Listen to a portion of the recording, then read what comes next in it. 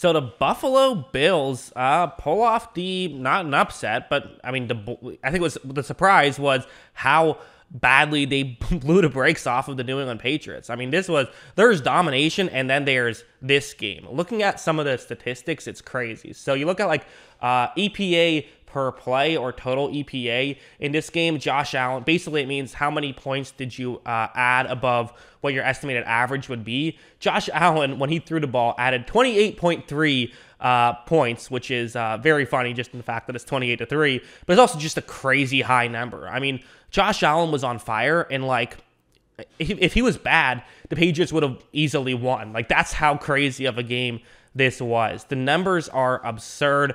And again, I'm kind of just going to talk about this game just because of I did a live stream with Kyle. Kyle was not very happy. He is a Patriots fan, so this was a tough one for Kyle, a tough one for Patriots fans for sure. But again, you always kind of feel like when it's the Patriots, you've won a bunch, you can take this, but always still sucks, I'm sure.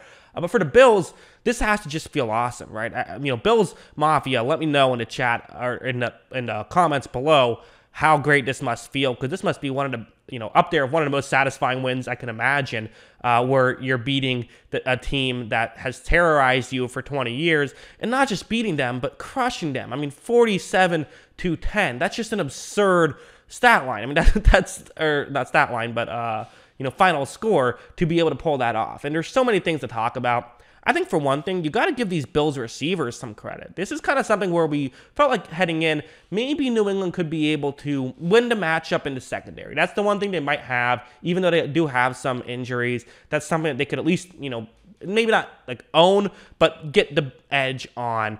And they sucked. I mean, they were not open. Guys were open all game long. Dawson Knox seemed like he was like 5 yards open every play. I mean, this was just, again, I'm saying they sucked. That might not be fair, but like just Buffalo was consistently open throughout this entire game. And if they can do that with the consistency that they were able to do, that just makes things so much easier for Josh Allen, who was also on fire in this one. And for a guy who is known to occasionally miss a throw or two, that hasn't been the case really this year at all. Josh Allen has been just ridiculously good this season, and it's the kind of thing where the steep pluses he gets are so incredible because, again, Buffalo, they scored a touchdown every drive.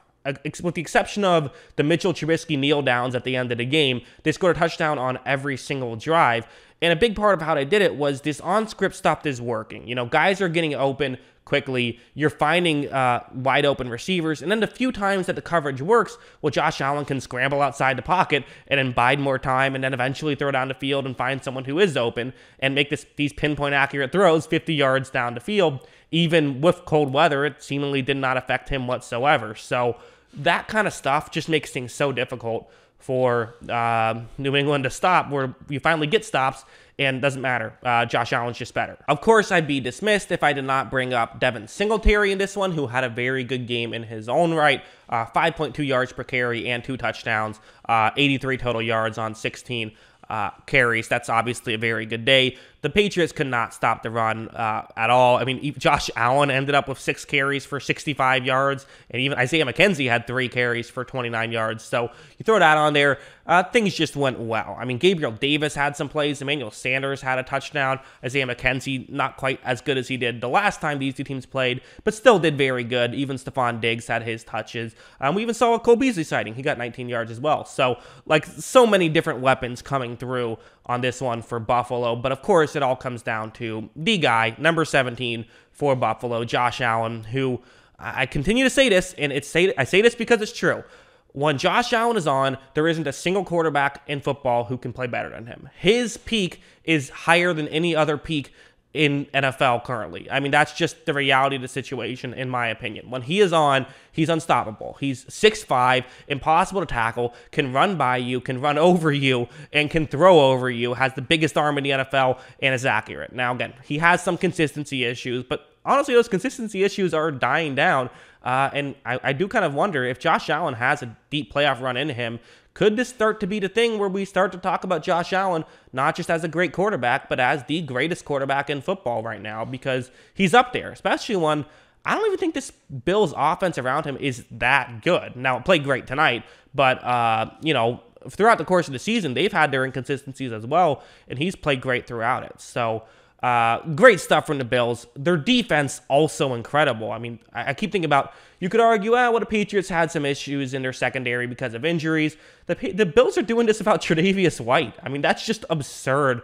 Let's talk about the Patriots. Let's talk about their disappointing end to the season.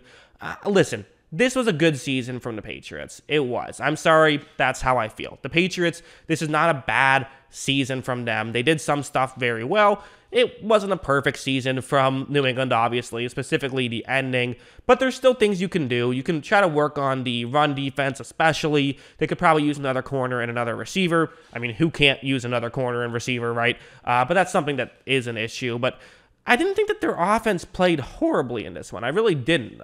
Listen, it wasn't spectacular, but 17 points in this game on, 8 possessions for them, 9 possessions. That's not bad. That's actually, like, solid. That's, like, mediocre. And that's kind of what the average team does to Buffalo. So, Buffalo's a really good defense. Like, I didn't expect them to have a great offensive day in this one. I didn't. I expected it maybe to be a little better, but not that much better. Like, Jacoby Myers, Kendrick Bourne. They have some good players, but they weren't able to be consistent enough offensively, and the reality is they would have had to score a touchdown on every single drive if they were going to find a way to win this football game. The reason the Bills won this football game, make no mistake about it, had nothing to do with Mac Jones. I mean, okay, listen, Mac Jones threw 2 interceptions. I get it. One was kind of a tipped pass, kind of a fluky play. The other one was, I would have liked to see the deep throw to be a little further, or just don't take that shot whatsoever. I would have. That's me, because it's a tough throw. You're on all the way to the offense's right. You're throwing to the left towards the sideline. That's a difficult throw. But the idea that this was Mac Jones's fault and he's the one that cost them the game is silly. That's obviously not what happened. It's just that the defense couldn't stop anything. You can say that, maybe there were some mistakes by New England, but for a rookie quarterback playing in his first playoff game, this is actually a pretty solid performance, I think. At the end of the day, there are things you can do and things you can grow from if you're the New England Patriots. This was kind of a rebuilding season for them at the end of the day. It was. I mean, we didn't expect greatness from them right off the bat. I think, if I remember correctly, I predicted them to make the playoffs but lose in round 1. So you met your expectations. You didn't exceed them, which that's always the goal, right? To exceed your expectations. But you met your expectations, and you can continue to grow from here. And maybe this is, similar to the Bills a couple years ago when they made the playoffs and lost in round 1 in an overtime game, not in a blowout, but still.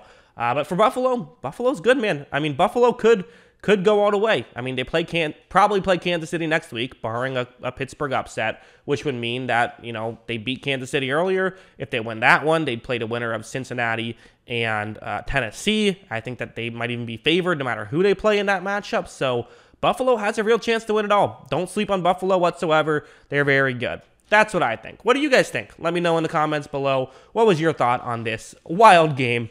Always love hearing from you. And of course, as always, thanks for watching.